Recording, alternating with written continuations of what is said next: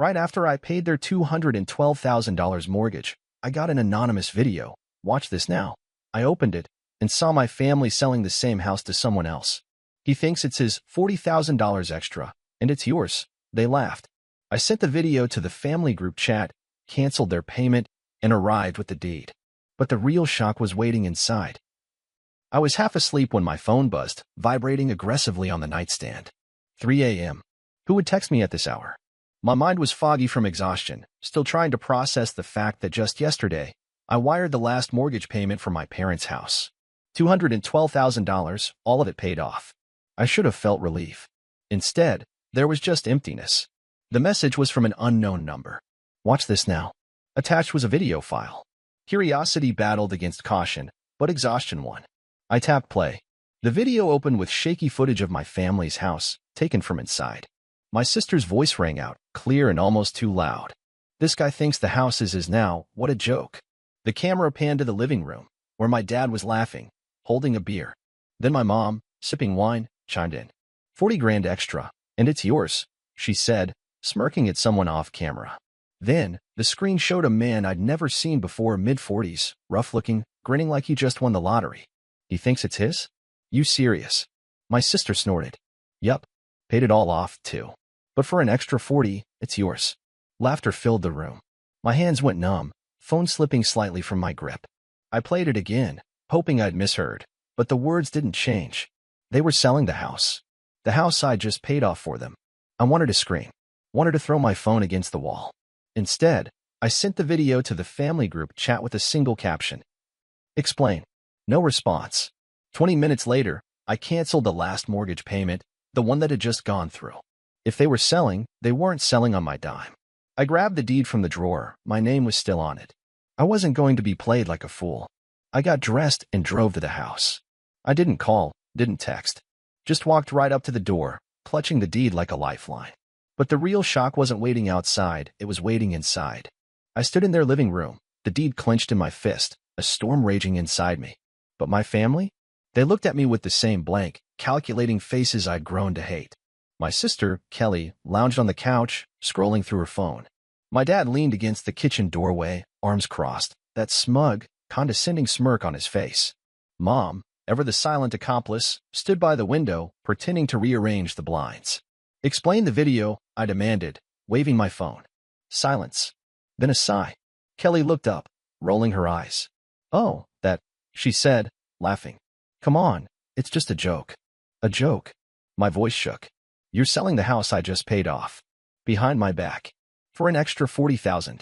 Not selling, renting, Dad cut in, his voice calm, like he was explaining something obvious to a child. It's a business decision.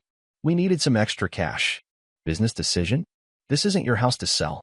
I threw the deed on the coffee table. This is my name on the mortgage. I paid for it. I paid for all of it. Dad's smile faded. He stepped forward, his face darkening. You paid because we let you pay, he snapped. You wanted to feel important. You wanted to be the hero. Well, now you are. Congratulations. You're twisting everything, I whispered, my voice cracking. I helped because you needed me. Because you said this was our family home. And it is, Mom finally spoke, her voice soft, almost pleading. For all of us. All of us? Or just you three? I shot back. You didn't even tell me you were renting it out. You lied. You took advantage of me. Kelly leaned back, a cruel smile curling on her lips. Used you? Don't be dramatic. You're so desperate for our approval, you'd pay for anything. It's sad, really. The room spun. My chest tightened. Years of sacrifice, of sleepless nights wondering if I could afford their bills and mine, of picking up their pieces, reduced to a joke. I turned to my mother. Mom, did you know about this? Her eyes darted to the floor. Your father. He said it was just temporary. That wasn't true, I yelled. Temporary? Then why are you selling it for $40,000 extra? Why did you record yourselves laughing about me? You don't understand how things work, Dad growled, stepping closer. That money was never yours. The house was never yours. You never saw me as a person, just as support. Means to an end? My hands shook. I paid your debts. Your mortgage. Your vacations. Kelly's credit cards. I did everything for this family. And we never asked you to, Kelly sneered. You did it because you wanted to feel like a savior. Newsflash, no one cares. Silence. That kind of silence that roars in your ears. I stared at the people I once called family. Their faces twisted with annoyance, not shame, not regret. Just irritation that I was disrupting their little scheme. Get out. Dad's voice was ice. Get out.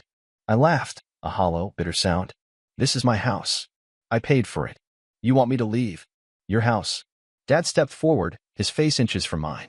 Your name may be on the deed, but this is our home. We built this life. You just funded it. Something inside me snapped. I picked up the deed, gripped it tightly, but then placed it back on the table, frustration boiling inside me. You want to keep it? Fine. Keep it. But you'll keep it without me. I stormed to the front door, but Kelly's voice stopped me. Wait, you forgot something, she called, laughing. I turned, fury burning through my veins. She held up her phone, waving it. Say cheese. The camera flashed. I'll post it in the group chat, our dramatic brother throwing a tantrum. Classic. My vision blurred. I picked up the deed, gripped it tightly, but then placed it back on the table, frustration boiling inside me. Go ahead, I snarled. But when this falls apart, and it will, don't expect me to help next time. I slammed the door so hard it echoed down the empty street. But even as I walked away, their laughter chased me. And I knew I wasn't done yet. I was just getting started. I came home, didn't bother to take off my coat, didn't even sit. I grabbed my laptop, opened the video, the one where they laughed about selling the house I paid for. Watched it again. And again. The laughter. My father's voice. He thinks it's his? An extra 40 grand, and it's yours. I saved the video, backed it up. This wasn't just proof. It was a weapon. But I knew just exposing them wasn't enough. They had always been good at twisting the truth, making me look like the unreasonable one. No. This time, I was going to do it right. I sent a message to the family group chat. We need to talk. Family meeting tomorrow. I want to fix things. Dad's reply came almost instantly. Finally, you're coming to your senses. Mom followed with her usual guilt-laden sweetness. We love you, honey. Let's work it out. Kelly, always the venomous one. Don't turn this into another drama. They had no idea I had invited someone else. I booked a private room at a restaurant, the same one we used for birthdays, anniversaries, family memories that now felt like a cruel joke. I arrived early, told the waiter to serve only water. I wanted them sober, wanted their words to be clear. They walked in together, Dad, looking smug, Mom, putting on her worried mother face, and Kelly, strutting in like this was just another one of her performances. Thanks for coming, I said, motioning for them to sit. We're here because we care, Dad said, crossing his arms. I didn't bother responding. I simply placed my tablet in the center of the table and hit play. This guy thinks the house is his. What a joke. Their voices filled the room, crystal clear. The laughter. The deal. 40,000 extra. Kelly's mocking voice. Dad's scheming tone. Their faces drained of color. This is a misunderstanding, Dad stammered, reaching for the tablet. I pulled it back. Misunderstanding? I leaned in. You were selling the house I paid for. The house I paid off. And you laughed. It was just a joke, Mom whispered. A joke? Selling my house is a joke. I spat. Or are you just sorry you got caught? The door opened, and they all turned. A man stepped in, middle-aged, graying hair, his expression dark with anger. My parents' faces paled immediately. They knew who he was. Drake, I said, waving him over. Good of you to come. Dad's voice wavered. You invited him here? Of course I did, I replied. After all, you were trying to sell him my house. Drake's eyes were ice. You told me it was your house, he growled, glaring at Dad. That it was a family property. It is. Dad's voice wavered. It is our family home. No, it's not, I said, tossing a folder onto the table. It's mine. My name is on the mortgage. My money paid for it. And I have another surprise. I pulled out a second set of papers. Would you care to explain this? Dad's face twisted as he scanned the document, and then his eyes went wild. This is... A second mortgage, I interrupted. A loan you took against my house using forged documents. My signature. My ID. Mom's hand flew to her mouth. No, there must be a mistake. No mistake, I snapped. It's all here. You stole from me. You tried to sell my house. You forged my name. You don't understand. Dad's voice cracked. We needed the money. We thought. You thought I was in fool, I whispered. You thought I'd keep paying. Keep sacrificing. Keep being the fool. Drake stood up, his chair scraping loudly. I'm calling the police, he declared, pulling out his phone.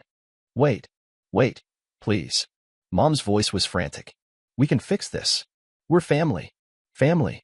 I laughed. Is that what you call this? Lies? Theft? Betrayal? Please, son.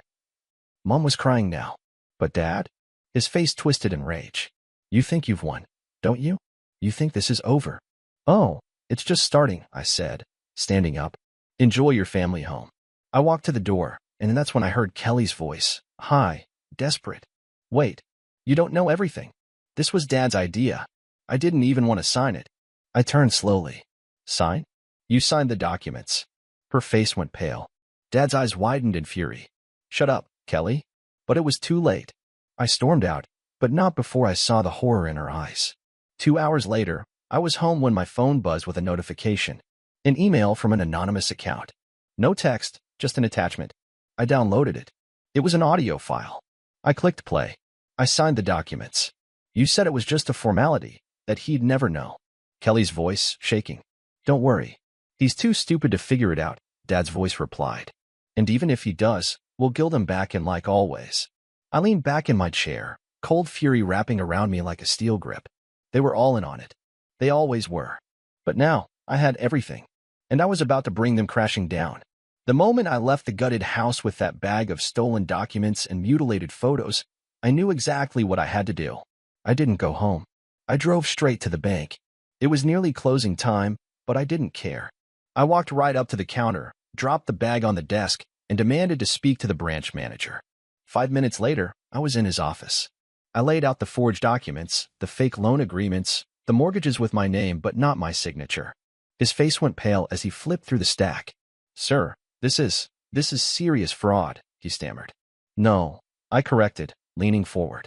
This is a crime. I want every account tied to these people frozen. I want a full investigation. And I want a statement from this bank acknowledging that I was a victim of forgery. He didn't argue. Within minutes, phone calls were made, security officers brought in, and my family's accounts were frozen. From the bank, I drove straight to the courthouse. I didn't care about the time. I didn't care about anything except one thing, making them pay. Filing the lawsuit was faster than I thought. Fraud, embezzlement, identity theft. The clerk looked at the evidence I provided and shook his head.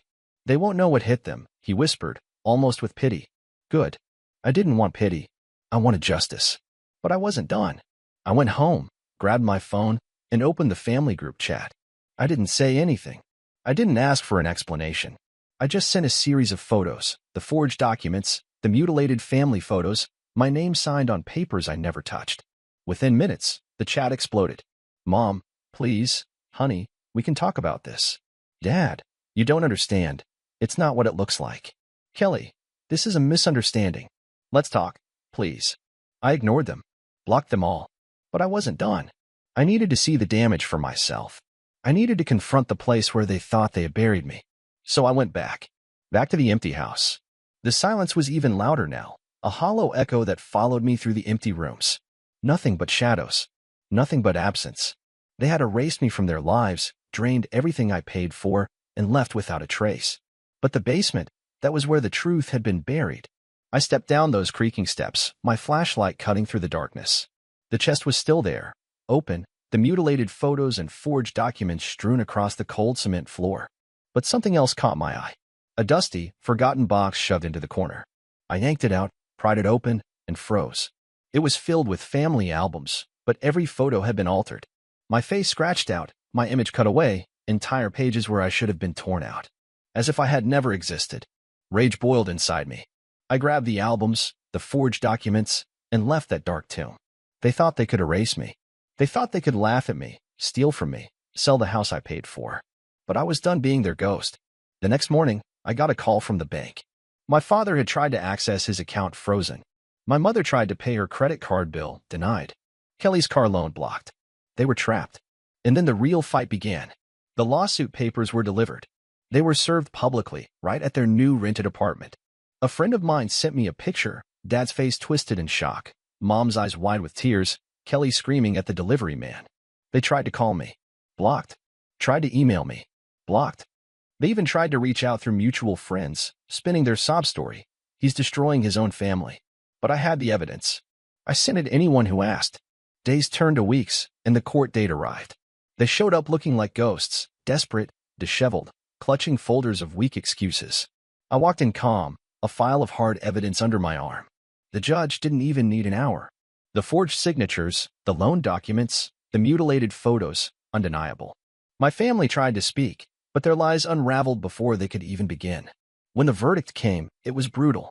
They were ordered to repay every cent I had ever spent on them, utilities, credit card debts, vacations, everything. And the house was legally declared mine. Not just in name, fully, completely mine. They looked at me, huddled together, as if I was the monster. As if I was the villain in their twisted story. "Please," Mom whispered, tears streaming down her face. "We can fix this. We can be a family again." "No," I said, my voice cold as steel. "I already have a family. Me." I walked out without another word. But it wasn't over. When I returned to the house, my house, I saw them waiting by the gate. Dad pacing, his face red with rage. Mom sobbing, clinging to Kelly, who glared at me with venom. "You think you've won?" Dad shouted, stepping forward. "You think you can just erase us?" "Erase you?" I laughed. "You erased me the moment you cut me out of my own life. You erased me every time you stole from me, lied to me. This is the only thing you have left, your guilt. So live with it." "Please, honey," Mom reached out, but I stepped back. "You are not my family. You're just strangers I wasted my life saving." And with that, I stepped through the gate, locked it, and walked inside.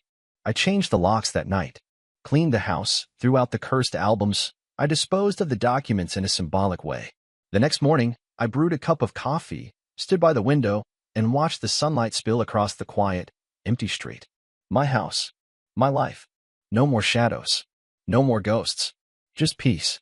The house was mine. Not just on paper, truly, entirely mine. I changed the locks first. Heavy, reinforced ones, each turn of the key a reminder that they couldn't just waltz back in, couldn't just claim my life, my space. I painted the walls a warm, clean white, replaced the faded curtains with something lighter, something that let in the sun. One by one, I replaced the rooms they had drained. New furniture, mine. New appliances, mine. The silence wasn't empty now, it was peaceful. But the true victory came 3 weeks later. The first check arrived in the mail, certified, signed, and with a letterhead from the court. $32,000, the first installment of the repayment they were forced to make. I didn't touch it at first, just stared at it. It felt like a piece of them, desperate, clinging to whatever was left. But I cashed it, without a second thought. And then they kept coming, week after week. Mom's shaky handwriting on the envelopes. Dad's angry signature on the checks. Even Kelly's forced apology scribbled in a note. "I'm sorry. Please just let this end." It wasn't my problem anymore. They could cry. They could beg. They could scream. I had one. The money piled up, and with every dollar I received, I felt another weight lift. 50,000. 100. By the time they had paid back every cent they owed me, $52,000, I wasn't just free. I was richer. But it wasn't just about the money. It was about the silence. No more texts. No more guilt-laden phone calls. No more family group chat where they laughed at me, manipulated me, lied to me. My phone was clean. No notifications from them, just the quiet I had earned. I used the money to finish the house. A solid oak dining table, something I chose. Soft leather couches, comfortable, not the cheap, sagging ones that used to pretend were vintage. I filled the walls with my own photographs, landscapes, cityscapes, moments I captured, not because I had to please someone, but because I wanted to.